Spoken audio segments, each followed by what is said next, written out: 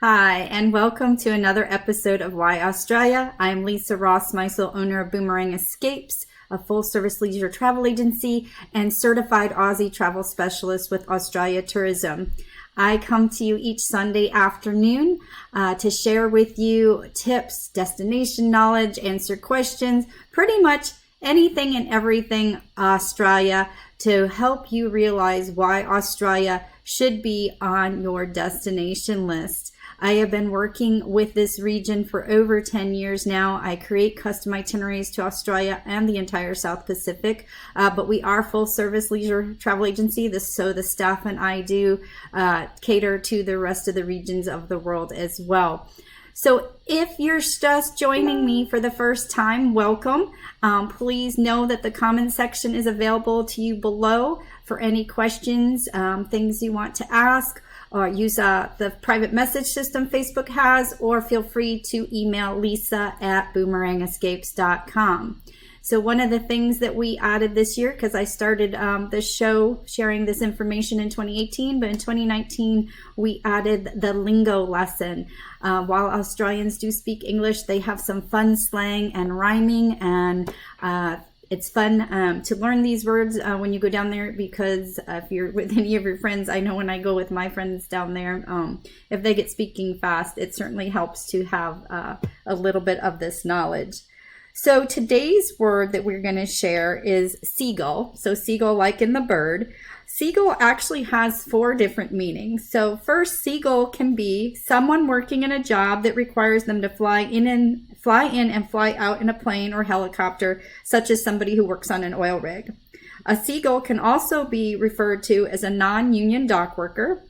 A seagull can be someone who makes a lot of fuss and upsets everyone. And then a seagull can also be referred to as a tourist. So you yourself, when you come to Australia. So seagull has 4 different meanings. You will find it in the weekly newsletter. Again, if you're not signed up for that, please let me know and I'll be happy to add you to our adventure newsletter. I picked the seagull because I was thinking about the ocean. It's so beautiful here in New Jersey this week. The beach, the roads to the beach are crowded. So I was thinking of my experiences with the seagulls last summer when I was at the beach. So for today's episode, I would like to visit another one of my favorite animals. Of course, I love all the animals of Australia, but what is so great and unique is that all of these animals are native and only found in the wild in Australia. So today's animal that we're going to be talking about is the wombat. I do not have a cute little stuffed one to share with you today, but I did print off a photo. So there is our wombat. So we're going to talk about some of his features and characteristics, and then where he can be found, how you might be able to interact with them and whatnot. I think they're just the most adorable things. So the wombat is like the other animals that we've talked about, the koala and the kangaroo. The wombat is also a marsupial, native to Australia, as I said. The marsupials, of course, have the pouch. He is a very muscular, short-legged, round, barrel-like shaped creature. His fur is coarse.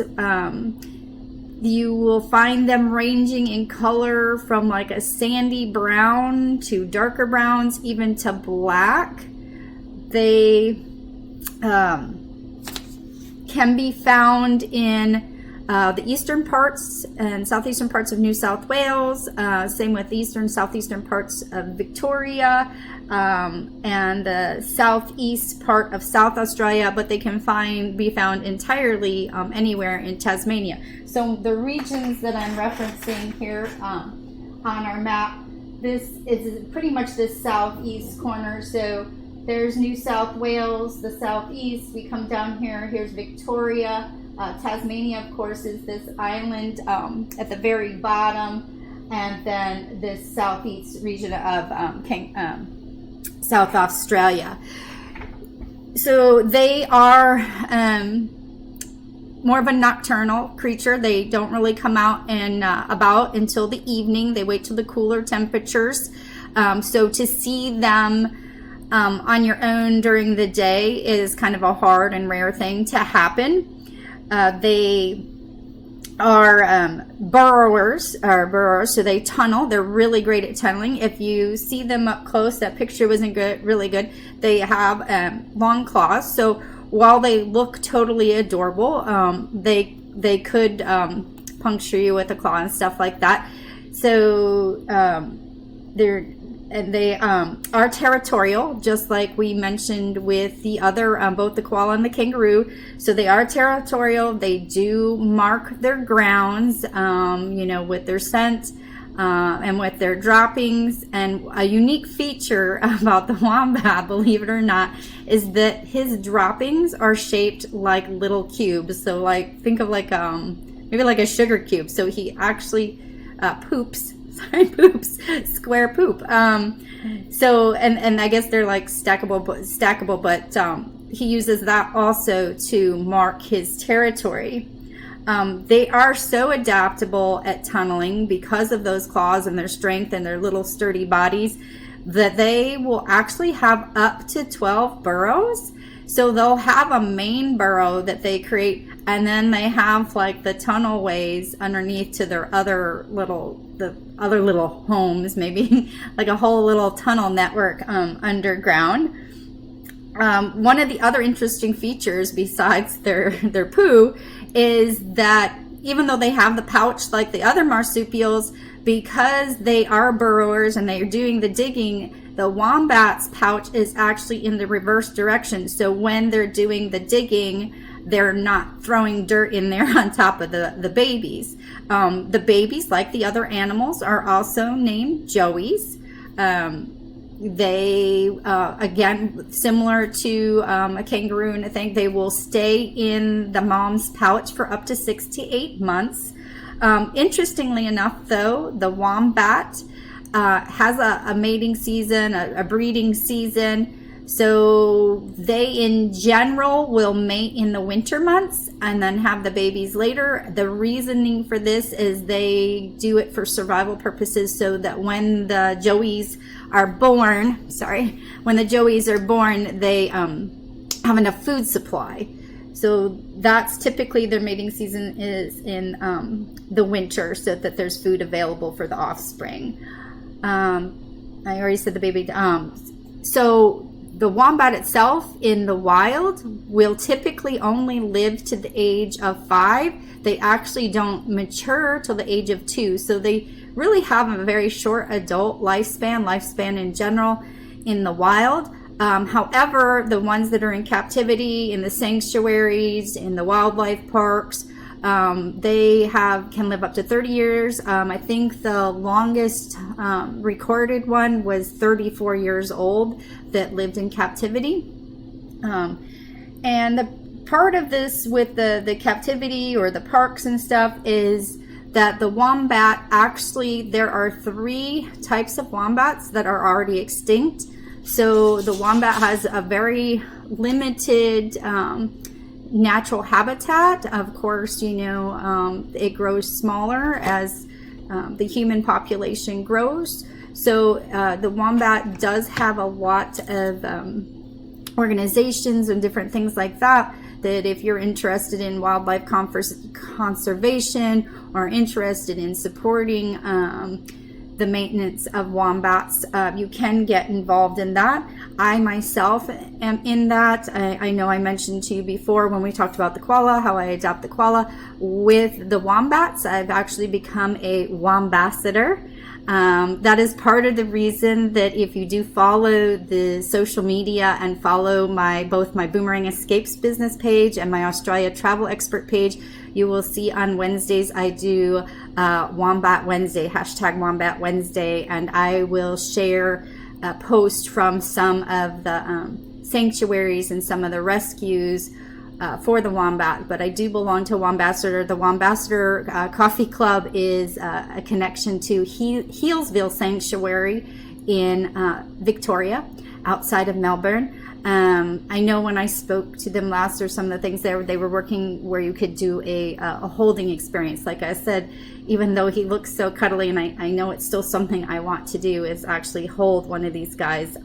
They do have the claws, so they can be dangerous. And of course, like we've mentioned before with the other animals, they're not something that you approach in the wild. Common sense, of course, if you see them in a wildlife park. I have not seen them yet in the parks that I have visited. I know in Cleveland Wildlife Park that we've spoken about in South Australia, they had a very light-haired one, a blonde one there, but it was not, something that was loose like the kangaroos and wallabies to really walk up and feed. So just something, but I do recommend, if you are a wildlife person like myself, it's definitely something we can arrange for any one of the, like I said, the sanctuaries or wildlife parks for you to see this cute little stubby animal up close and personal. Like the other animals too, and you can tell that Australia really does embrace the fact that this wildlife is very unique to them. The wombat is also featured on coins and featured on a stamp. So if you get my newsletter today, you will see I did an article on the kangaroo, and that was a spin-off of the live video that I did a few weeks ago to answer some of your questions. And just like that, they do incorporate and use their animals for that. So I would recommend that if, like anything, wildlife is one of the top reasons that people do go to Australia. So with this experience that I know with the wombat that's coming up, that's available in Victoria, some of these experiences do require pre-planning, pre-ticketing. So I highly recommend you speak to someone like myself, an Australia travel expert, to make sure if that's something that you want to have and it's very important in your trip, that we do pre-book it before your arrival so that you don't miss out. So that is the wombat in a burrow, in a nutshell. He's a very fun, cute creature. Be sure to check out the social media on Wednesdays if you want to see some of their antics. There's some great little video clips that I share of these guys with their caretakers. So until next Sunday, enjoy. This is going out before the 4th. So for those of you here in the U.S., happy 4th of July. Celebrate that independence well with your friends and family. And I will see you next Sunday. Again, this is Lisa Rossmeissl, owner of Boomerang Escapes, your certified Aussie travel specialist. Take care.